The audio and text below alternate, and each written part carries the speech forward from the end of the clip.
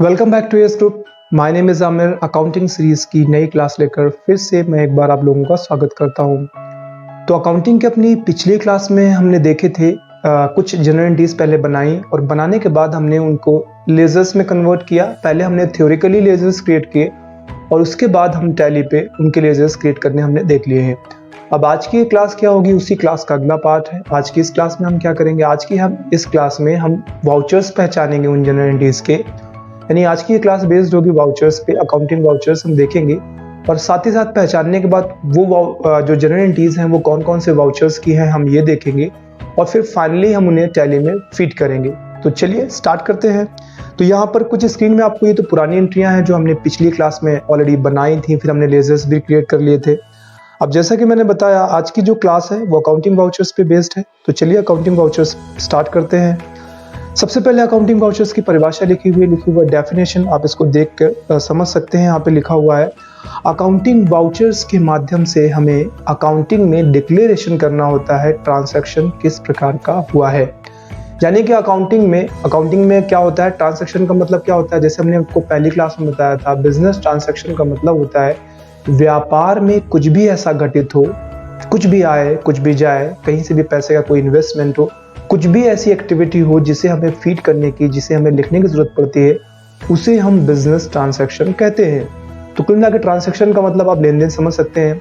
तो यहाँ पर वही कह रहा है आपसे कि अकाउंटिंग वाउचर्स क्या होते हैं। तो अकाउंटिंग वाउचर्स एक प्रकार के आप कह सकते हैं ट्रांजैक्शन टाइप है।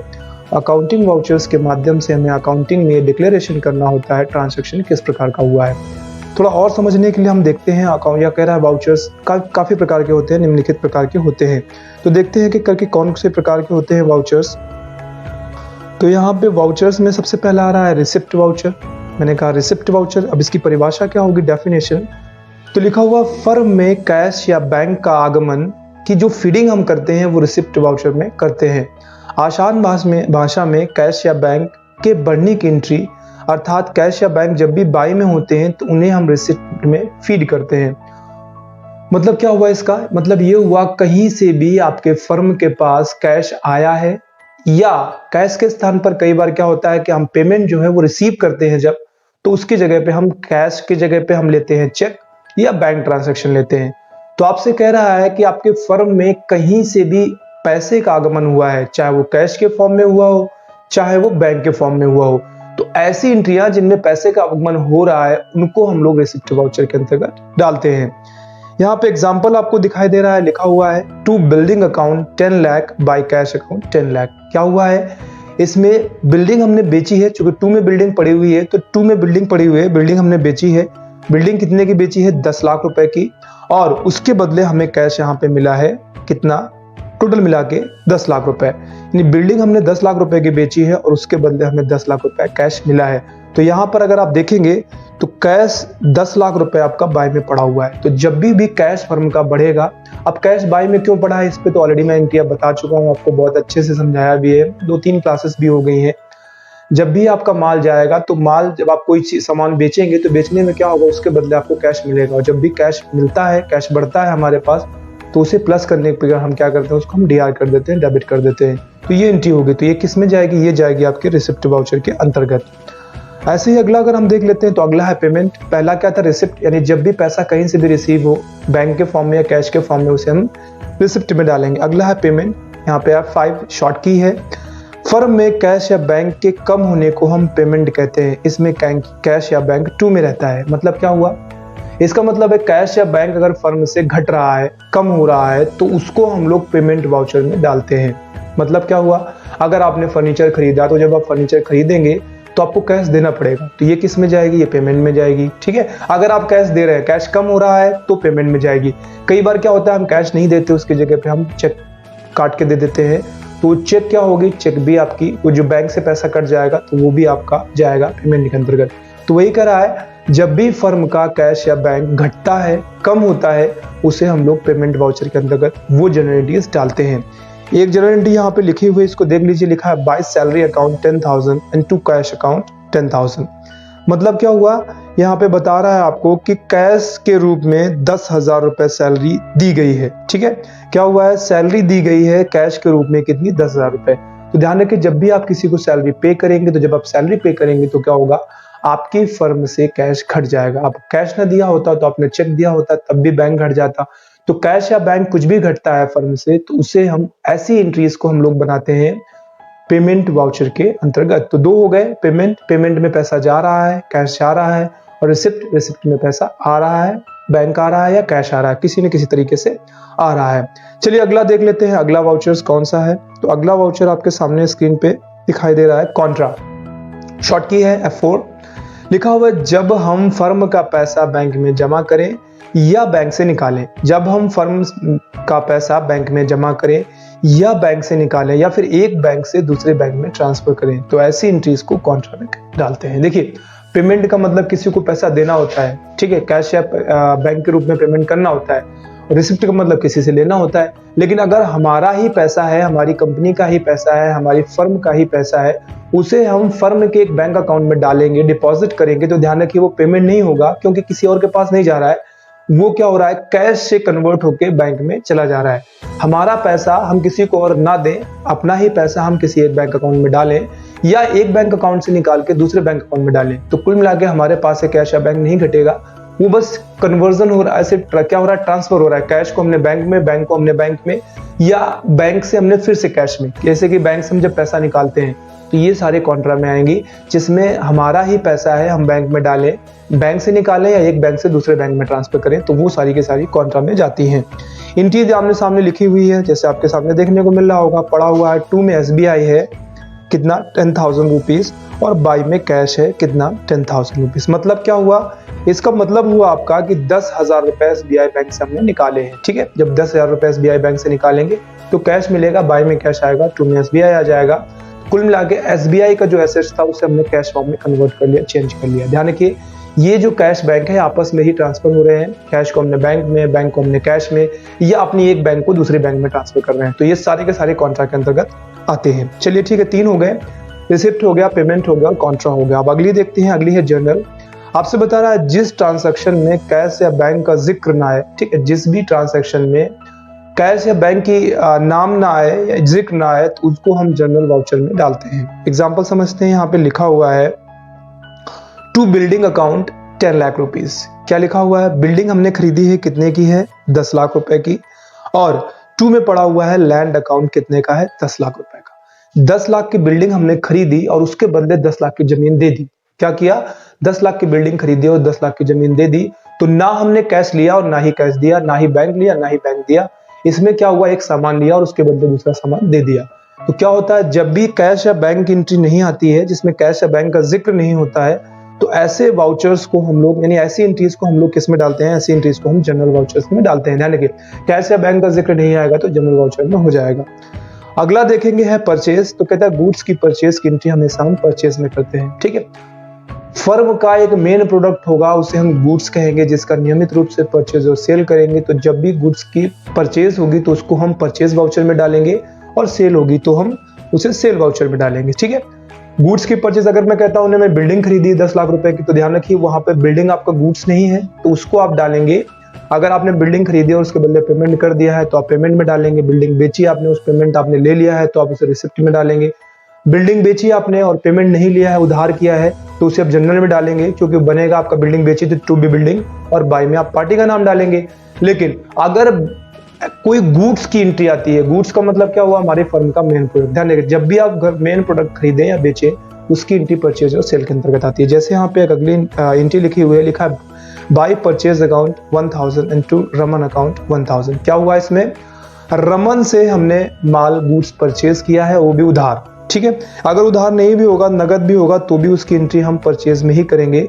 तो ये आपकी एंट्री आ जाएगी by purchase account 1000 and to में रमन अकाउंट 1000। सिंपल इतना समझ लीजिए, जब भी हम परचेज या सेल वर्ड का इस्तेमाल करेंगे तो परचेज वर्ड के लिए हम लोग परचेज वाउचर का यूज करेंगे और सेल वर्ड के लिए हम लोग सेल वाउचर का यूज करेंगे, क्योंकि ये गुड्स से रिलेटेड चीजें होती हैं।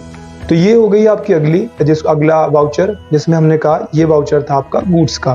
तो ये हो गया परचेज। परचेज में क्या करते हैं, हम गुड्स के परचेज की एंट्री परचेज में डालते हैं। अगला है सेल्स। मैंने आपको बता दिया था गुड्स की सेल की एंट्री हम सेल्स में डालते हैं। तो फिर से क्या हो गया, 5,000 रुपए का सामान हमने बेच दिया है, किसको, अमित को।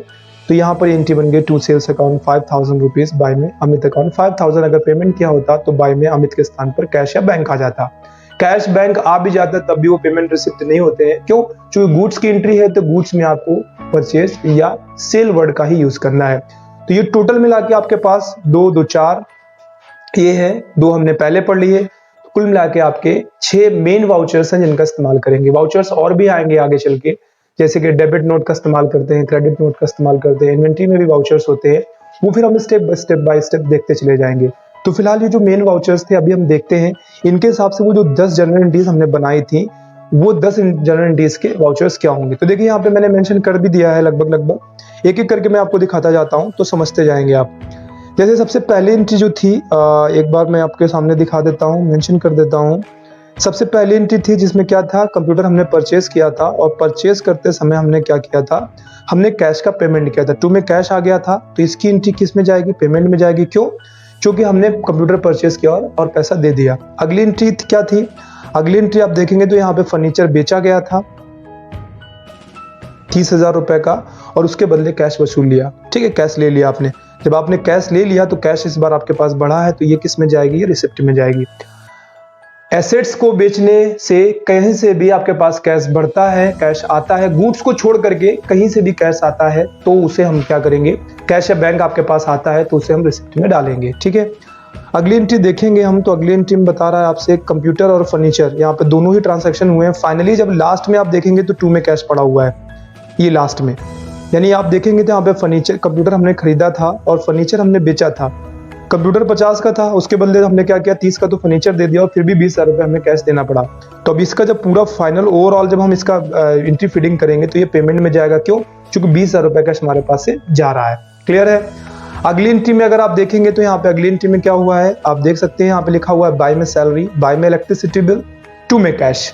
तो बाय में सैलरी, बाय में इलेक्ट्रिसिटी बिल है, ठीक है कोई बात नहीं, लेकिन 2 में कैश पड़ा हुआ है। कैश जैसे ही 2 में पड़ा हुआ है मतलब कैश घट रहा है हमारी फर्म का और ये कैश बैंक में नहीं जमा हो रहा है, ये किसी के पास जा रहा है। तो इसको किस में डालेंगे हम, इसको डालेंगे हम पेमेंट वाउचर के अंतर्गत। ठीक है, तो ये भी आपका पेमेंट में पड़ जाएगा। इसके बाद हम देखेंगे अगला, फिर वेजेस पे किया है और इस बार हमने चेक दिया है 5,000 रुपए का, तो ये भी आपका पेमेंट के अंतर्गत चला जाएगा। फिर क्या हुआ है, यहाँ पर हमने क्या किया है, सैलरी, यहाँ पे हमने सैलरी पे की है, कितनी, 10,000 रुपए। मशीन खरीदी है कितनी की, 50,000 रुपए की। एक बार मैं देख लेता हूँ, एंट्री नंबर है आपकी 6ठी। ठीक है, 6ठी एंट्री में क्या हुआ है, हमने मशीन और सैलरी 2 चीजों के पैसे अदा किए हैं। मशीन तो हमने खरीदी, एसेट्स था, और सैलरी हमने एम्प्लॉयज को 10,000 रुपए पे की है। तो टोटल मिला के हमने अपने फर्म से कैश घटाया है, कैश पे किया है कितना, 60,000 रुपए। तो जब कैश 60,000 रुपए पे किया है तो ये आपकी चली जाएगी पेमेंट में। अगली एंट्री देखेंगे बाय HDFC टू कैश, इसका मतलब क्या हुआ, HDFC में डाला है हमने कितना, 20,000 रुपए। 20,000 रुपए हमने HDFC में जमा कर दिया तो ये कॉन्ट्रा में आएगी। क्यों?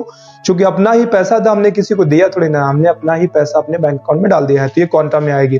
अगली एंट्री में देखेंगे BOI है, बाय में BOI और 2 में SBI, यानी SBI से पैसा निकाल के हमने क्या किया, BOI में डाल दिया है तो ये किस में आएगी, ये कॉन्ट्रा में आएगी। ध्यान रखिए पेमेंट रिसिप्ट नहीं आएगा, अपना ही पैसा एक बैंक से जब दूसरे बैंक में ट्रांसफर करते हैं तो उसे हम कॉन्ट्रा में डालते हैं। अगली एंट्री फिर से वही है, हमने क्या किया है, HDFC बैंक में से निकाले हैं कितने, 10,000 रुपए, तो ये भी कॉन्ट्रा में आ जाएगी क्योंकि कैश बढ़ा है और HDFC आपका घट रहा है। लास्ट एंट्री में क्या किया है, हमने ट्रांसपोर्ट चार्ज पे किया है 10,000 रुपए, और किस फॉर्म में पे किया है, इस बार हमने बैंक फॉर्म में पे किया है, HDFC चेक दिया है तो ये किस में जाएगी, ये पेमेंट में जाएगी। आई होप चीजें क्लियर समझ में आ रही होंगी। यहाँ पे क्या हुआ है, अगर आप ओवरऑल देखेंगे तो यहाँ पर हमने काफी कुछ पेमेंट किया है और काफी कुछ रिसीव भी किया है, कुछ कॉन्ट्रा के अंतर के भी ट्रांजैक्शंस थे। तो ये अब यहाँ पर लेजर्स हम पहले से क्रिएट कर चुके हैं और हमने क्या कर लिया है, हमने वाउचर्स को भी पहचानना सीख लिया है। अब इसके बाद अगर हमें टैली में इनकी फीडिंग करनी है तो बहुत ही आसानी से हम इनकी फीडिंग कर सकते हैं। कैसे करेंगे चलिए देख लेते हैं। तो अब हम चलते हैं अपनी कंप्यूटर स्क्रीन पे और ये सारी की सारी एंट्रीज हम टैली में फीड करके देखते हैं। तो पहले तो हम टैली RP9 पे ही फीड करके देखते हैं, फिर हम देखेंगे टैली प्राइम पे उनको कैसे फिट करते हैं। तो फिलहाल मैं क्या करूंगा, मैं यहाँ से टैली RP9 अपनी ओपन कर लेता हूँ। जैसा कि हमने लास्ट टाइम देखा था कि मैंने ऑलरेडी एक कंपनी क्रिएट की थी और हमने लेजर्स क्रिएट कर लिए थे, तो उसी कंपनी में हम लॉग इन करें। तो यहाँ से मैं चला जाता हूँ वर्क इन एजुकेशन मोड, इसके बाद मैं Alt F3 दबाता हूँ और यहाँ से मैं चला जाता हूँ सेलेक्ट कंपनी पे। अब चूंकि मैंने कंपनी पहले से क्रिएट कर ली थी, कंपनी का नाम जो हमने रखा था वो था AS group private limited, age group private limited, इससे हम लॉगिन कर लेते हैं। इसके बाद एस्केप करके वापस आ जाते हैं। एक बार हम चेक कर लेते हैं लेजर्स पहले से बने हुए हैं या नहीं। अकाउंट्स इन्फो पे जाते हैं और जाते हैं लेजर्स पे और चले जाते हैं डिस्प्ले पे। तो ये सारे के सारे लेजर्स थे जो पिछली क्लास में हमने बनाए थे। अब हम क्या करेंगे, अब हम जाएंगे अकाउंटिंग वाउचर्स पे, क्योंकि अकाउंटिंग वाउचर्स पे ही हमें सारी की सारी एंट्रीज करनी है। तो हम अकाउंटिंग वाउचर्स में क्लिक करेंगे और यहाँ पर ये ओपन हो चुका है। अब जो एंट्रीज अभी हमने बनाई हैं, जिनको हमने वाउचर्स भी सिलेक्ट कर लिए थे, एक एक करके हम उनको फिट करना स्टार्ट करते हैं। तो चलिए पहले हम मुझे एंट्रीज को जरा देख लेते हैं जी। तो ये एंट्रीज आपके सामने लिखी हुई हैं। एक बार मैं जूम इन कर देता हूं थोड़ा सा, तो देखने में थोड़ी आसानी रहेगी जी। तो ये एंट्री रही। तो सबसे पहली जो एंट्री है आपके सामने दिखाई दे रहा है, ये पहली वाली, इसको हम फीड करके देखते हैं। दिस वन, ये पहली एंट्री जो थी ये पेमेंट में थी, बाई कंप्यूटर टू कैश। इसको हमें फीड करना है। अब हम कैसे फिट करेंगे, तो चलिए देखते हैं भाई कैसे फिट करते हैं इसको हम। बाई कंप्यूटर टू कैश, इसको हमें फिट करना है। तो कैसे फिट करेंगे, तो यहाँ से मैं टैली को ओपन कर लेता हूँ और यहाँ पे हमने क्या कर रहा है, पेमेंट सेलेक्ट कर लिया है चूंकि पेमेंट की एंट्री थी। और बाई में था कंप्यूटर। कंप्यूटर था कितना, एक बार दोबारा चेक कर लेते हैं। तो कंप्यूटर था आपका 50,000 रुपए। तो यहाँ पे हम 50,000 रुपए अमाउंट फिल कर देंगे, इंटर। इसके बाद टू में कैश था, तो यहाँ से हम कैश सेलेक्ट करेंगे और 50,000 रुपए। इसके बाद क्या है, नेगेटिव अमाउंट, चूंकि मैंने स्टेप बाय स्टेप बस इसी से आगे करता चला जा रहा हूँ, तो देखते जाइए आप। इंटर, इंटर और एक्सेप्ट, ये आपकी पहली एंट्री हो गई। अब अगली एंट्री करके देखते हैं। तो अगली एंट्री क्या थी, अगली एंट्री रिसिप्ट में थी। एक बार देख लीजिए, टू फर्नीचर 30,000, बाई कैश 30,000, ये रिसिप्ट में अगली एंट्री थी। तो अब इसको करते हैं। तो उसके लिए हमें क्या करना है, हमें F6 प्रेस करना है, रिसिप्ट पे जाना है। टू में फर्नीचर था, तो यहाँ से हम फर्नीचर सेलेक्ट करेंगे, एंटर करेंगे। कितने का था, 30,000 रुपीज का, तो यहाँ से हम 30,000 रुपीज सेलेक्ट करेंगे और इंटर करेंगे। फिर बाय में क्या था, बाय में कैश था, तो यहाँ से हम कैश सेलेक्ट करेंगे और इंटर करेंगे और पैसे फिलअप कर देंगे, ऑटोमेटिक भर भी जाता है। और इसके बाद हम इंटर, इंटर, इंटर और एक्सेप्ट कर लेंगे। ठीक है, हो गई, दो एंट्रियां हो गई। तीसरी करके देखते हैं। तीसरी एंट्री पेमेंट में थी, जिसमें हमने कंप्यूटर परचेस किया था 50,000 का और 30,000 रुपए का फर्नीचर बेचा और टू में कैश 20,000। ये तीसरी एंट्री पेमेंट में थी। एक बार इसको फिल करके देख लेते हैं।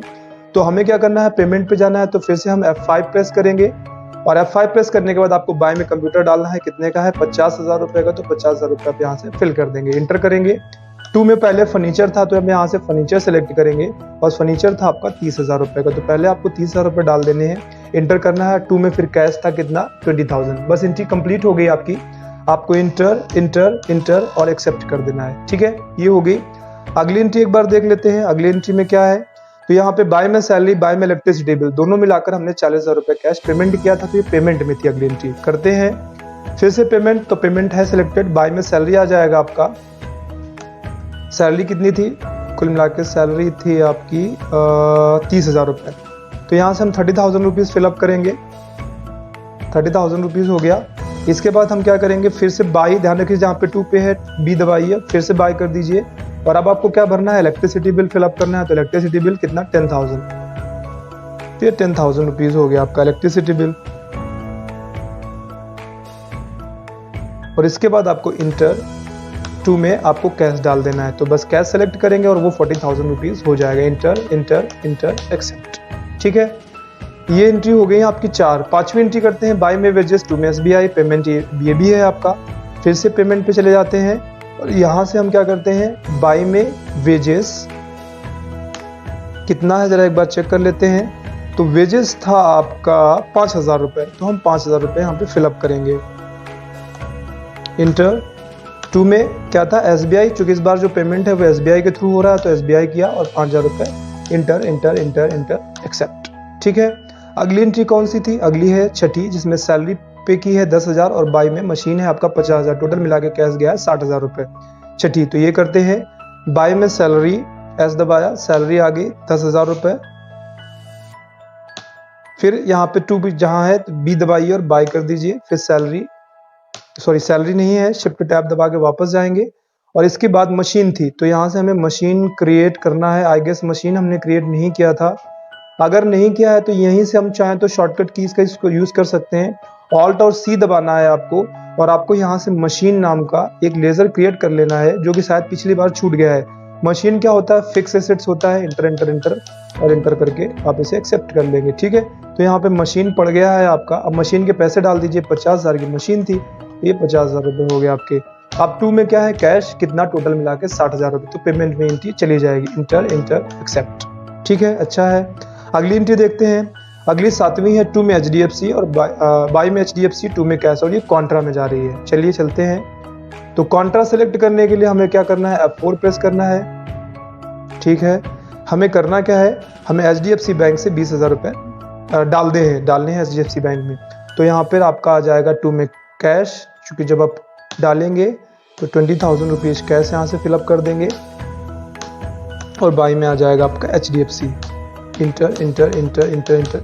कितने कितने के नोट्स थे अगर आपको पता है तो आप फिल कर सकते हैं, और एक्सेप्ट हो गई। अगली एंट्री भी हो गई। इसके बाद है आपकी, फिर से देखेंगे 8वीं नंबर। तो बैंक ऑफ इंडिया में डाले हैं हमने, SBI से निकाल के कॉन्ट्रा में जाएगी। कितने पैसे थे, 50,000 रुपये। तो 50,000 रुपये SBI बैंक से हमने ट्रांसफ़र किए हैं, तो जिससे ट्रांसफ़र किए हैं वो 2 में आता है, क्योंकि जिससे पैसा घट रहा है। तो 50,000 रुपये हम यहाँ से घटा देते हैं, क्रेडिट कर देते हैं, और उनको डेबिट करते हैं किस बैंक में, BOI में, बैंक ऑफ इंडिया में। Enter enter enter enter enter accept. ठीक है, ये भी एंट्री हो गई। अगली देखते हैं फिर से, 9वीं नंबर है, जिसमें क्या करना है आपको, HDFC बैंक में से पैसे निकालने हैं 10,000 रुपये। ये भी कॉन्ट्रा में जाएगी, आपका पैसा HDFC में था। तो यहाँ पे आपकी बार क्या होगा, जिससे निकालना है वो डाल दीजिए 2 में। तो 2 में आ जाएगी कितने, 10,000 रुपये निकालने हैं, तो 10,000 रुपये फिलअप कर दीजिए, इंटर इंटर इंटर, और बाई में कैश कर दीजिए इस बार। तो बाई में कैश आ जाएगा, enter enter enter enter accept. ठीक है, अगली एंट्री देखते हैं। 9 नंबर तक हो गई आपकी। 10वीं नंबर एंट्री थी, पेमेंट में बाई में ट्रांसपोर्ट चार्ज कितना, 10,000 रुपये पे करना है HDFC चेक के रूप में। तो यहाँ पे पेमेंट में चले जाएंगे हम। तो इस बार हम सेलेक्ट करते हैं पेमेंट। पेमेंट पे जाने के बाद आपको ट्रांसपोर्ट चार्ज पे करना है। तो बाय में ट्रांसपोर्ट चार्ज आएगा कितना, 10,000 रुपये, इंटर। 2 में क्या आएगा आपको, जिस चीज में पेमेंट किया है, तो HDFC में किया है, तो HDFC, तो HDFC कितना, 10,000 रुपये, enter enter enter enter enter accept. तो सिंपल सी प्रोसेस थी, हम सोच समझ में भी आ गई होगी कैसे करते हैं हम एंट्रीज। अगर हमें पता है जर्नल एंट्रीज हमारे पास पहले से हैं, और अगर हमने लेजर्स उनके क्रिएट कर लिए हैं। लेजर क्रिएट करना मैंने आपको पिछली क्लास में बता दिया था। इसके बाद वाउचर्स छांटने मैंने आपको इस क्लास में बता दिए हैं। जर्नल एंट्रीज को वाउचर्स में पहले हमने उसको सेलेक्ट किया, कौन कौन से वाउचर्स थे, फिर हम गए टैली में, गेटवे ऑफ टैली से, फिर हम गए थे कहाँ पे, एक बार फिर से मैं रिकॉल कर देता हूँ। आप अकाउंट्स इन्फो से लेजर्स क्रिएट करेंगे, फिर आपको अकाउंटिंग वाउचर्स में जाके सारी की सारी एंट्रियां कर देनी है। आज की क्लास बेसिकली मैंने आपको पूरा का पूरा स्टार्टिंग से लेकर एंडिंग तक बेसिक जो एंट्रीज थी एसेट्स और एक्सपेंस पे बेस पे वो बना दी है। अगली क्लास में हम फिर से मिलेंगे, नए टॉपिक पे बात करेंगे, कुछ और एंट्रीज करेंगे अलग टॉपिक से, एसेट्स और एक्सपेंस से छोड़कर और भी एंट्रीज हम धीरे धीरे करके स्टेप बाय स्टेप सारे के सारे टॉपिक्स को क्लियर करेंगे, बेसिक से उठाएंगे और इसे हम एडवांस लेवल तक लेके जाएंगे। तो आज की क्लास में फिलहाल इतना ही, बहुत जल्द फिर से मिलेंगे नई क्लास में नए टॉपिक पे बात करते हुए। तब तक अपना खूब सारा ख्याल रखिए, बाय बाय।